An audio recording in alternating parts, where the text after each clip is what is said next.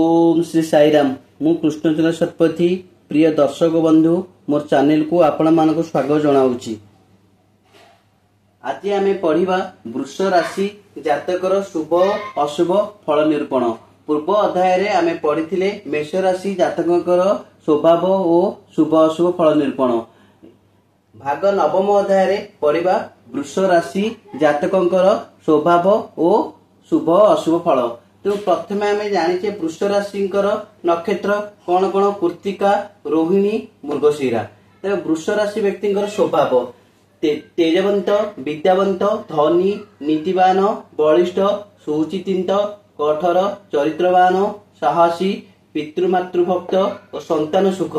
महिला माने माननीय रूपवती मधुर भाषिणी सुसंतानवती पतिव्रता होता।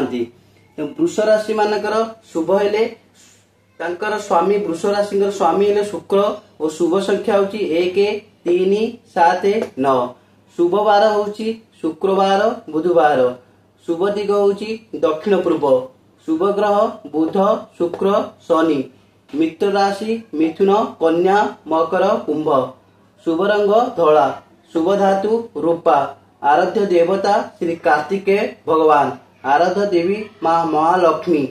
वृष राशि अशुभ है अशुभ बार शनिवार। अशुभ मास मार्गशीर। घात चंद्र कन्या। घात लग्न वृष। घात नक्षत्र हस्ता। घात ग्रह रवि चंद्र। घात तिथि पंचमी दशमी पूर्णिमा और अमावस्या। तेणु प्रिय दर्शक बंधु आमे आज पढ़िले वृष राशि का विषय रे। आ नेक्स्ट चैप्टर आमे पढ़िबा भाग 10 अध्याय मिथुन राशि का जातकर शुभ अशुभ और व्यक्ति स्वभाव। जय जगन्नाथ।